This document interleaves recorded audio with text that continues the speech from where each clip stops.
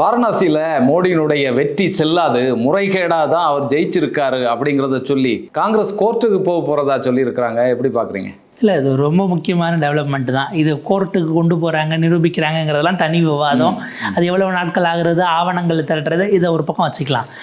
மோடி அவர்கள் தேர்தல் வாக்கு எண்ணிக்கை நடக்கும் போதே ஆரம்பத்திலேயே முதல் ஒரு 2 மணி நேரத்துக்குள்ளேயே பிரதமர் மோடி பின்னடைவை சந்தித்தார். காங்கிரஸ் வேட்பாளர் அஜய் ராய் லீடிங்க்கு போனார் அப்படிங்கிறத நம்ம பார்க்க முடிஞ்சது. அதுக்கு பிறகு அந்த பேட்டர்ன் அப்படியே மாறி போனது அப்படிங்கிறதெல்லாம் பின்னாடி நடந்தது. அந்த முதல் 3-4 சுற்றுகள் தொடக்கத்திலேயே பிரதமர் பின்னடைவை சந்தித்ததுங்கிறத இந்த சமயத்தில் பெருமளவுக்கு சமூக வலைதளங்களில் கொண்டாடினாங்க. திடீர்னு இடையில் 2 பேருக்குமான வாக்குகள் அப்படியே வந்து ரொம்ப நேரம் ஒரே இதுலேயே நின்றுட்டு இருந்தது, வாக்குகள் யாருக்கும் ஏறாமல் நிறுத்தி வச்சாங்க அப்படிங்கிற மாதிரிலாம் குற்றச்சாட்டுகள் அந்த காலகட்டத்திலே வந்தது. இப்போ இவங்க காங்கிரஸ், குறிப்பாக உத்தரப்பிரதேச காங்கிரஸ் என்ன பண்ணுறாங்க, ஒரு வாக்காளர் பட்டியலை எடுத்து ஒரு விஷயத்தை எடுத்து போட்டு இங்கேயும் சீட்டிங் நடந்திருக்கு அப்படின்னு குறிப்பிட்றாங்க. என்னென்னா, ஒரு அப்பாவுக்கு 50 பசங்க அப்படின்னு போட்டிருக்கு. ஒரே வீட்டில் ஒரு அப்பாவுக்கு 50 பையங்க. அதில் வந்து பார்த்திங்கன்னா பையங்க வயசு 72லேருந்து 30 வயசு வரைக்கும் இருக்குது. 40 வருஷமாக அவருக்கு பிள்ளைகள் பிறந்திருக்காங்களா, இல்லை அந்த அப்பா யார் என்ன அப்படின்னுட்டு ஒரு பெரும் குற்றச்சாட்டை வச்சு தான். அதில் ஒரு வேடிக்கை, அந்த அப்பாவுக்கு திருமணமே ஆகலை அப்படின்னு ஒரு தகவல் வேறு சொல்கிறாங்க. அதுதான் ஆக்சுவலாக நடந்திருக்கக்கூடிய சம்பவம்.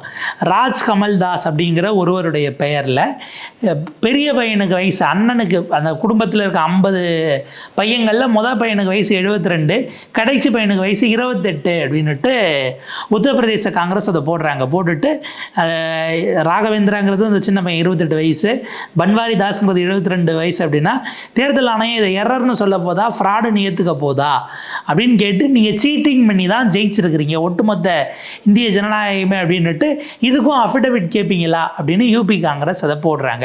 இப்போ இதை போட்டுட்ட பிறகு எடுத்துகிட்டு உள்ளே போனால் அந்த இடத்த தேடி கண்டுபிடிக்கிறாங்க, அட்ரஸோட ரிலீஸ் பண்ணியிருக்கிறாங்க. ராம் கமல் தாஸ் தான் எங்களுடைய தகப்பனார். 50 பேர் அங்கே போனால் இருக்காங்க. என்னன்னா, அது வீடே கிடையாது, அது ஒரு மடத்தினுடைய ஆசிரமம். சரி, இவர் வந்து எங்கள் குரு சிஷ்ய பரம்பரையில் நாங்கள்லாம் சீடர்களாக சேர்ந்துட்டோம்.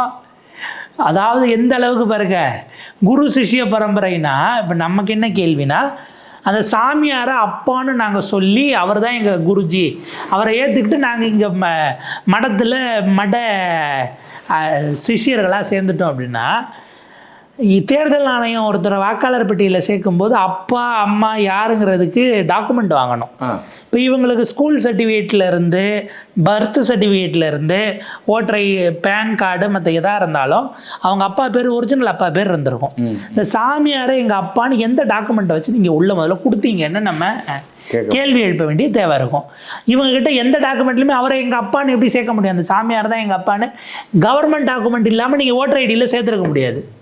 அப்போ சாமியாருங்கிறது அவர் அப்பாவாக வச்சுக்கிட்டு டாக்குமெண்ட்டே இல்லாமல் நீங்கள் இப்போ ஊபி உத்தரப்பிரதேசத்துக்கு போனோம்னா அங்கே கங்கை கரைகளில் பல சாமியார்கள் இருக்கிறாங்க. அவங்க அகோரிகள் தனி, சாமியார்கள் தனி, அங்கே வந்தவங்க தனி. இவங்க எல்லாம் யார் பேரில் எடுத்துருக்குறாங்க? சிவபெருமான் தான் எங்கள் அப்பான்னு எதுவும் இவங்கெல்லாம் ஓட்டர் ஐடி வாங்கி வச்சுருக்கிறாங்களா? இது நல்லெண்ண அடிப்படையில் சேர்த்ததா எப்படி சார்? இதை முதல்ல தேர்தல் ஆணையம் எப்படி செஞ்சுச்சுங்கிற கேள்வி வரும்ல. இந்த ஓட்டர் ஐடியில் ஒரு சாமியார், இந்த சாமியாரை எங்கள் அப்பான்னு சொல்லி 50 பேர் சேர்க்குறாங்கன்னா அதை நீ என்ன எவிடன்ஸில் உள்ள சேர்த்த? இது மிகப்பெரிய கேள்வியாக நிற்கிது. அப்போ நீங்கள் ஒரே அப்பாவுக்கு 50 பிள்ளை, மொதல் பையனுக்கு 72 வயசு, 72 வயசாக இப்போ இந்த சாமியார் இருக்காரா, இல்லை அவர் அங்கே ஆசிரமத்தை ஆரம்பிச்சுட்டு அவர் காலமாயிட்டாரா, இறைவனடி சேர்ந்துட்டாராங்கிறதெல்லாம் நமக்கு தெரியல. இதில் ஃபேக்ட் செக்குன்னுட்டு வேறு அவசரப்பட்டு மீடியாக்கள் எல்லாம் போய் கண்டுபிடிச்சி நாங்கள் உண்மையை கண்டறிந்திருக்கிறோம், அது ஒரு மடம் அப்படின்னு போட்டிருக்கிறாங்க. மடமாக இருந்தாலும் சட்டப்படி இங்கே அவங்கள சேர்க்க முடியாது. சாமியார் எங்கள் அப்பான்னு சொல்லி இவ்வளோ பேர் சேர்ந்துருக்காங்கன்னா இந்த 50 பேருடைய என்ட்ரியுமே இப்போ போலி என்ட்ரியாக மாறுகிறதுங்கிற விஷயம் வருது. ஒன்று உங்கள் அப்பாவுக்கு நீங்கள் பேரை மாற்றி அவர் இவங்க 50 பேரும் அவங்க அப்பாவுக்கு பேரை மாற்றி அப்பாவுடைய பேரை மாற்றிட்டோன்னு கெசட்டில் நோட்டிஃபை பண்ணி அதுக்கப்புறம் எங்கள் பேரை எப்படி மாற்றிக்கிறோம்னா இதை செஞ்சுருந்தீங்கன்னா ஓகே. இதே அட்ரஸ்ன்னுட்டு கொடுத்து நீங்கள் எப்படி மாற்றினீங்க? இப்போ நமக்கு அடுத்த கேள்வி வரும், மடங்களை அப்படி கொடுக்குறாங்க அப்படின்னா அது பர்மனெண்ட் அட்ரஸாக எடுத்துக்க முடியுமாங்கிறதெல்லாம் சட்ட ரீதியிலான கேள்வியாக மாறும். யூபி காங்கிரஸ் இதை சொன்ன பிறகு தான் சாதுக்களை நீங்கள் அவமானப்படுத்தினீங்க. இது கடைசியில் எங்கே வந்துருச்சுன்னா சாதுக்களை இந்து மத சாமியார்களை நீங்கள் அசிங்கப்படுத்துறீங்க. வழக்கமான அவங்க ரூட்டுக்கு போயிட்டாங்க. இந்து மதத்துக்கு எதிராக நீங்கள் வந்துட்டீங்கிற இடத்துல தேச துரோகிகள், அதுதான் மதத்துக்கு எதிராக வேலை செய்கிறீங்க, இந்துக்களை புண்படுத்துறீங்க. அந்த சன்னியாசிகளில் மூத்த சீடர், குருவினுடைய சீடராக இருக்கிறவர் அவர் குறிப்பிடுறாரா, எங்கள் குரு பெயரை தான் நாங்கள் யூஸ் பண்ணுறோம், அஃபிஷியல் டாக்குமெண்ட்டில் கூட நாங்கள் அப்படி தான் யூஸ் பண்ணிக்கிட்டு இருக்கோம் இது அப்படிங்கிறாங்க. அஃபிஷியல் டாக்குமெண்ட் இல்லைன்னா எத்தனை டாக்குமெண்ட்டை நீங்கள் மாற்றுறீங்க, என்ன ஏதுங்கிறதெல்லாம் பெரும் சிக்கல். அப்போ சாமியார்களாக இருந்தால் என்ன வேணாலும் கொடுக்கலான்னு உத்தரப்பிரதேசத்தில் இன்றைக்கி சட்டம் இருக்கா?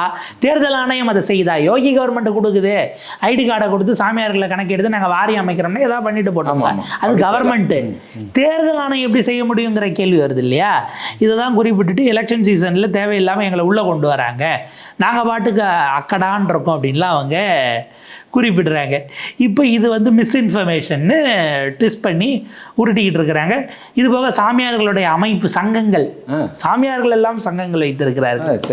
அது பார்த்தீங்கன்னா national organisation general secretary of all India Sant Samiti அப்படின்னு ஒரு சமிதி வச்சு அவங்க இதை கடுமையாக காங்கிரஸை திட்டி சனாதன தர்மத்துக்கு எதிராக நீங்கள் பேசிட்டீங்க. நமக்கு என்னென்னா சாமியார்கள்ங்கிறவங்களே எல்லா பற்றையும் திறந்தவர்கள் அப்படிங்கிறது தான் அவங்க கிளைம் பண்ணக்கூடியது. அப்போ அப்பாவினுடைய பெயர் இதுவாகத்தான் இருக்க வேண்டும்ங்கிறது, குருவின் மீதான பற்றை அப்போ நீங்கள் துறக்கிறது இல்லையாங்கிறதும், பற்ற துறந்தவங்களுக்கு எதுக்கு சங்கம் வச்சுக்கிட்டு அதுக்கு ஒரு அகில இந்திய பொதுச் செயலாளர், அகில இந்திய பொறுப்பு. அப்போ நீங்கள் பொறுப்புக்கு வரணும்னா உள்ள எலெக்ஷன் நடக்கணும். நான் தான் தலைவர் ஆவன்னு தேர்தலில் நிற்கிற அளவுக்கு சங்கம் கட்டுற அளவுக்கு சாமியார்லாம் இருக்கீங்களாங்கிற ஒரு கேள்வியும். ஏற்கனவே யோகி ஆதித்யநாத்தும் ஒரு சாமியார் தான். அவர் ஒரு சாமியார் தான். அவர் அதிகாரத்தில் இருந்துக்கிட்டு அதாவது ஆன்மீக வழியில் அவர் ஆட்சி நடத்துகிறாருலாம் பேசிகிட்டு இருக்காங்க. அது வினோதங்கமாக இருக்குது இல்லை நம்ம அதை நகர்த்தினாலும் இது யூபி காங்கிரஸுடைய இந்த கிளைமுக்கு நீங்கள் என்ன பண்ண போகிறீங்க? 50 சன்ஸ் ஆஃப் ஒன் ஃபாதர் அப்படிங்கிற அந்த குற்றச்சாட்டை அவங்க வச்சு தான் இதை கொண்டு போனாங்க. அப்படின்னா இது ஒரு ஆரம்ப கட்ட குற்றச்சாட்டாக அவங்க ஒரு ஓட்டர் ரோலை வச்சாங்களே தவிர நாங்கள் சீரியஸாக உள்ள ஒர்க் பண்ணிக்கிட்டு இருக்கோங்கிறது காங்கிரஸினுடைய இன்றைய தரப்பாக இருக்குது. இங்கே எப்படி அது 21 அடி 7 அடி உயரத்துக்கு 3 டாக்குமெண்ட்டை 3 கட்டத்தில் எடுத்து உட்காந்து செஞ்சாங்களோ இதே போல் அங்கு வாக்காளர்களுடைய பட்டியலை எடுத்து நாங்கள் ஒர்க் பண்ணிக்கிட்டு இருக்கிறோம், ஆவணங்களை எடுத்துக்கிட்டு நீதிமன்றத்துக்கு மிக நிச்சயமாக போவோம் அப்படிங்கிறதையும் அவங்க கிளைம் பண்ணுறாங்க. இப்போ இந்த சாமியார் விவகாரத்தை இவங்க வேறு மாதிரி ட்விஸ்ட் பண்ணி எடுத்து கொண்டு போயிட்டாங்க, மத ரீதியாக கொண்டு போய் நிறுத்திட்டாங்கனாலும் இந்த டாக்குமெண்ட்ஸை எடுக்கணும். ஏன்னா மோடி அவர்கள் பின்னடைவை சந்தித்தார் அப்படின்னா அதுதான் பேட்டனாங்கிற கேள்வி அப்போவே பலரும் எழுப்பினாங்க. அன்றைக்கி நல்லா ஞாபகம் இருக்குது. அன்றைக்கு இமீடியட்டாக அந்த பின்னடைவு வரும்போது அது தொடர்பாக நம்ம காணொலியிலையும் நம்ம ரெடி பண்ணி தமிழ் குரல் அந்த சமயத்தில் போட்டிருந்தோம், நேர்காணல்கள் எடுத்தும் ஒளிபரப்பணும். அப்போ அது மக்களுடைய மனநிலையாக அந்த முதல் 2-3 சுற்றுகள் இருந்தால் அதுக்கு பிறகு நீங்கள் ஆள் சேர்த்த தொகுதிகள்லாம் உள்ளே வந்துருச்சா? ஏன்னா நமக்கு ராகுல் காந்தி காட்டி அந்த 1,250 கூட்டினதுங்கிறது 6 தொகுதிகள்லையும் பண்ணலை. ஒரு எம்பி தொகுதி கீழே 6 எம்எல்ஏ சீட் தான், அதில் 5ல் காங்கிரஸ் லீடிங்கில் போகுது, 1 மட்டும் எடுத்து தான் இவங்க வேலை பார்த்துருந்தாங்க. அப்போ அதுக்கு பிறகு திறக்கப்பட்டது. மோடி ஜெயித்து கிட்டத்தட்ட 1.5 லட்சம் வாக்குகள் வித்தியாசத்தில் அவர் ஜெயிக்கிறார். முதல் 2 தேர்தல்களை விடவும் குறைவான வாக்கு வித்தியாசம் அப்படிங்கிறத பார்க்குறோம். அப்போ மோடியினுடைய புகழ் குறைந்திருக்காங்கிறத தாண்டி இப்படி ஆட்களை உள்ளே சேர்த்தது வாரணாசியில் நடந்திருக்கா? அகிலேஷ் யாதவ் என்ன சொல்கிறாரு, கடந்த தேர்தல் கடந்த 5 ஆண்டுகளுக்கு 3 ஆண்டுகளுக்கு முன்பாக அங்கே பஞ்சாயத்து அங்கே எம்எல்ஏ எலெக்ஷன் நடந்துச்சு இல்லையா, யோகி 2வது முறையாக ஜெயித்த அந்த எலெக்ஷன், அந்த சமயத்திலே இப்படியான சிக்கல்களை நாங்கள் கிட்டத்தட்ட 20,000 அஃபிடவிட் வரைக்கும் நாங்கள் போட்டோம், தனித்தனி நபர்கள் இப்படி சேர்த்தது தப்பு போனது அப்படின்லாம் நாங்கள் போட்டோம், தேர்தல் ஆணையம் அதை ஏற்றுக்கவே இல்லை அப்படிங்கிற ஒரு குற்றச்சாட்டை எழுப்புறாரு. இப்போ இதில் காங்கிரஸை விடவும் அகிலேஷ் யாதவ் கட்சி இறங்குச்சுனா தான் இன்னும் தீவிரமாக வாரணாசி தொகுதியை குறி வச்சு எடுத்தாங்கன்னா ஆவணங்களை சேர்க்கறது அந்த கட்டமைப்புங்கிறது உங்களுக்கு இன்னும் கூடுதலாக இருக்குது. இப்போ அகிலேஷ் யாதவ் இது எந்த அளவுக்கு சீரியஸாக எடுத்தாருன்னா நம்ம தேர்தல் ஆணைய முற்றுகை போராட்டத்துக்கு பேரிகேடெல்லாம் ஏறி குதிச்சு போலீஸை மீறி அவர் போனதெல்லாம் பார்த்தோம். அவர் சீரியஸாக தான் இருக்கார். ஏன்னா அடுத்த எலெக்ஷன் அவங்களுக்கு இன்னும் 2 ஆண்டுகள் 2027 அங்கே எம்எல்ஏ சீஃப் மினிஸ்டருக்கான எலெக்ஷன். அவர் அங்கே ஆப்வியஸாக அவர் தான் முதலமைச்சர் முகமாக போக போகிறாரு. அதுக்குள்ளே இதை சரி பண்ணிடணுங்கிற அந்த ஒரு பதற்றம்ங்கிறதும் தெரியுது. அவர் இப்போ பீகாருக்கு யாத்திரைக்கு ராகுலினுடைய ஓட்டர் அதிகார யாத்திராக்கும் வருகிறார் அப்படின்னும் போது இது வட இந்தியா முழுக்க ஒரு விஷயமாக பிரச்சனையாக தோண்டுவதற்கான வேலையாக மாறுகிறது. இதே போல் முக்கியமான கான்ஸ்டியூன்சிஸ் எடுத்து அல்லது பிஜேபி வெற்றி பெற்ற கான்ஸ்டியூன்சிஸில் அந்த 240 குறி வச்சு வேலைகளை அந்தந்த மாநில கட்சிகள் செஞ்சாலே அது வேறு விதமான ஒரு இடத்தை நோக்கி நகரும். ஆமாம், இது நாடு முழுவதும் மிகப்பெரிய ஒரு கொந்தளிப்பாக தானே மாறிட்டு இருக்கு. இப்போ பீகாரில் நடந்துட்டு இருக்கக்கூடிய அந்த ஓட்டர் உரிமை யாத்திரை அதனுடைய ஒரு பகுதியாக இதை பார்க்கலாமா? நிச்சயமாக ஓட்டு உரிமை யாத்திரைங்கிறது வெறும் இப்போ பீகாரில் நடத்துகிறாங்க செப்டம்பர் 1 வரைக்கும். அப்படின்னா பீகாரில் இன்னும் 2 மாதத்துல எலெக்ஷன், அக்டோபரில் அங்கே எலெக்ஷனுக்கு போக போகுதுங்கிறதுனால பீகாரில் தான் இப்போ எஸ்ஏஆரை நடத்தி முடிச்சிட்டாங்கிறது. பீகாரில் இன்றைக்கு நடந்து கொண்டிருப்பது என்பது தொடக்கம். இந்த ஒட்டுமொத்த போராட்ட வடிவத்தினுடைய முதல் கட்டம் தான் அது. அதுலேயே இந்தியா முழுக்க இருந்து பல தலைவர்களை கூப்பிடுறது அப்படிங்கிறது இதை தேசிய பிரச்சனையாக மாற்றுவது. ஏன்னா அந்தந்த மாநிலத்தில் பலமாக இருக்கிறவங்க அங்கே போய் கலந்துக்கிட்டு திரும்ப அவங்க மாநிலத்துக்கு போகும்போது அடுத்த கட்ட செயல் திட்டம் என்னங்கிறத நோக்கி நகர்றாங்க. ஏன்னா இப்போ பல தலைவர்களும் வருவதாக அழைப்பெல்லாம் விடுக்கப்பட்டிருக்கு, சம்மந்தமான செய்திகளும் வந்திருக்கு. இப்போ பீகாரில் மிக உக்கிரமாக போயிட்டு இருக்கு அந்த போராட்டம். இந்த போராட்டத்தினுடைய அடுத்த கட்டமாக நீங்கள் சொன்ன மாதிரி பல தலைவர்களும் வரப்போகிறாங்க. குறிப்பாக பிரியங்கா காந்தி அடுத்த நாள் 26ஆம் தேதி போராட்டத்தில் அவங்க தான் தலைமையேற்று நடத்த போகிறாங்க. அதுக்கு அடுத்த நாள் தமிழக முதல்வர் எம்.கே. ஸ்டாலின் அவர்கள் கலந்துக்கிறாங்க. அவருடைய கட்சியினுடைய முக்கியஸ்தர்களும் அதில் வராங்க.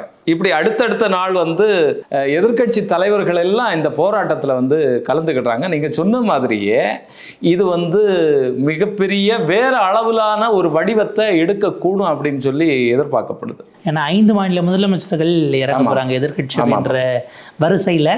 எதிர்கட்சி தலைவர்களாக பாஜக ஆளக்கூடிய பல மாநிலங்கள் இருக்கிறவங்களும் உள்ளே போய் இறங்குறாங்கங்கிற விஷயம் இருக்குது. இவர்கள் இதை அடுத்த கட்டத்திற்கு அவங்க மாநிலத்துக்கு கொண்டு போகிறதுங்கிறது ஒரு வடிவம். அதாவது இப்போ இதை அரசியல் ரீதியாக எதிர்கொள்கிறது, நாடாளுமன்றத்தில் அவங்க எதிர்கொண்டது. இப்போ இந்த யாத்திரைகள் நடத்துவது, வீடு வீடாக போய் டோர் டு டோர் கேம்பெயின்கிறது தான் அதனுடைய ஸ்பெஷாலிட்டியே. வீடு வீடாக போய் உங்களுடைய ஓட்டு உரிமை பாதுகாக்கப்பட வேண்டும், உங்கள் ஓட்டை எப்படிலாம் திருடுறாங்க, நீங்கள் ஓட்டு போட்டவர் தான் வெற்றியாளராக அறிவிக்கப்பட்டாராங்கிற இந்த விழிப்புணர்வு பிரச்சார வடிவம்ங்கிறது வீடு வீடாக போகிறதுங்கிறது ஒரு பக்கம் பேரணிங்கிறது அரசியல் வடிவம். சமூக ரீதியிலாக மக்களிடம் அந்த விழிப்புணர்வை ஏற்படுத்தி அவர்களை களத்துக்கு கொண்டு வருவது.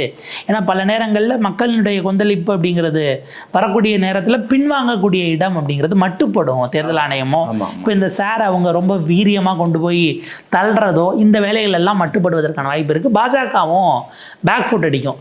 இப்போ இது ஒரு பக்கம்னா, அடுத்தடுத்த நிலைகளில் ஏற்கனவே வெற்றி பெற்றதை நீங்கள் எடுத்து ஃபேக்ட் செக் பண்ண வேண்டிய தேவை இருக்கு. அப்போ நீங்கள் அதை தனியாக பண்ணணும். உங்கள் மாநிலத்துக்கு சேர் வருதுன்னா அதுக்கு தனியாக தயாராகணும். தேர்தல் ஆணையத்தை பயன்படுத்தி எப்படியெல்லாம் ஓட்டு திருட்டு நடந்திருக்கிறதுங்கிற விழிப்புணர்வை நீங்கள் தனியாக செய்யணும். இது எல்லாத்தையும் அந்தந்த கட்சிகள் அந்தந்த மாநிலத்தில் யார் ஸ்ட்ராங்காக இருக்கா, மேற்கு வங்கம்னா மம்தா பானர்ஜி, ஜார்க்கண்ட்னா உங்களுக்கு ஹேமந்த் சோரன், பஞ்சாப்னா அங்கே ஆப்வியஸாக ஆம் ஆத்மி உள்ளே வரணும், வடகிழக்கில் அந்தந்த மாநிலத்தில் இருக்கக்கூடிய உறுதியாக இருக்கக்கூடிய கட்சிகள். இப்படி இது போக காங்கிரஸ் எங்கெங்கே ஆக்டிவாக இருக்கும். ஏன்னா காங்கிரஸில் ஆளுங்கட்சி எதிர்கட்சியாக இருக்கிறவங்க எல்லாம் இப்போ ராகுல் காந்தி போறாரு இங்கே வந்துடுவாங்க. அதுக்கு பிறகு போய் அவங்க மாநிலத்தில் அவங்க வேலை செய்ய வேண்டியது இன்னும் முக்கியமானது. அந்த இடத்தை அவங்க இட்டு நிரப்பது எப்படி செய்ய போகிறாங்க. இதில் பாஜக தொடர்ந்து ஆட்சியில் இருக்கக்கூடிய குஜராத்தில் நீங்கள் எப்படி ஒர்க் பண்ண போகிறீங்க. அவங்க இவ்வளவு ஆண்டுகள் திரும்ப திரும்ப திரும்ப அங்கே ஜெயிச்சிட்டு இருக்காங்க அப்படின்னா அப்புறம் விதமான செல்வாக்கு இருக்கலாம். அவங்க அந்த மண்ணையே ஹிந்துத்துவப்படுத்திட்டாங்க. 2002க்கு பிறகு குஜராத் படுகொலைகளுக்கு பிறகு அந்த கலவரங்களுக்கு பிறகு முழுக்க முழுக்க கொண்டு போயிருந்தாங்கனாலும் ஆன்டி இன்கம்பன்சி ஒரு நாள் எப்படி வராமல் இருக்குங்கிறத நம்ம கிரவுண்டில் ஃபேக்ட் செக் பண்ண வேண்டிய இல்லை அதை ஸ்டடி பண்ண வேண்டிய ஒரு தேவை இருக்குது. அது அரசியல் ரீதியாகவும் நீங்கள் செய்யணுங்கிற விஷயம் இருக்குது. இதையெல்லாம் எப்படி வடிவமைக்க போகிறாங்கங்கிறத பொறுத்து தான் இது எந்த அளவுக்கு கொண்டு போக போகிறாங்க. ஏன்னா சட்ட ரீதியாங்கிறது கடைசி வாய்ப்பு. அது காலதாமதமாகலாம், எவ்வளவு ஆண்டுகள் வேணாலும் ஆகலாம். அது நிரந்தர தீர்வு அங்கிட்ட கிடைக்காது. தெருவுக்கு வந்திருப்பது என்பது, வீடு வீடாக செல்வது என்பது மிக முக்கியமான வரவேற்க தகுந்த ஒரு போராட்ட வடிவம் தான். இது அடுத்தடுத்த கட்டங்களுக்கு ஒருங்கிணைந்து எப்படி கொண்டு போகிறாங்கங்கிறத நம்ம பார்க்கணும். இதில் இம்மீடியட்டாக அடுத்த 5 மாநில தேர்தல் பீகாருக்கு அப்புறம் உங்களுக்கு 2026 வரக்கூடியவர்கள். இதில் என்னென்னா அவங்க சொந்த சிக்கல்கள், மாநிலங்களுக்கான சிக்கல்களை மனசில் வச்சுக்கிட்டு இதையும் கோட்டை விட்டுறக்கூடாது. ஏன்னா மேற்கு வங்கத்தில் மம்தா பானர்ஜி கம்யூனிஸ்டுகளுக்கு எதிராக தான் நிற்க போகிறாங்க. காங்கிரஸ் கம்யூனிஸ்டோட அங்கே சேர வாய்ப்பு இருக்குது. அங்கே சேருவாங்க, ஆனால் கேரளாவில் சேர மாட்டாங்க. இந்த சண்டைகள் தனி. ஆனால் நீங்கள் போட்டியிட போடக்கூடிய தேர்தலே சரியான முறையில் நடக்குமாங்கிறத காப்பாற்றுறதுக்கு முதல்ல நீங்கள் இந்த சண்டையை பெருசாக எடுத்துக்கிட்டு போனீங்கன்னா தேர்தல் அமைப்பு முறையவே அவங்க கையில் எடுத்துக்கிட்டு வருவதற்கான வாய்ப்பு இருக்குங்கிறத கொஞ்சம் கவனமாக கையாளணும். அதை எப்படி கையாளுறாங்கிறத நம்ம பொறுத்திருந்து பார்க்கலாம்.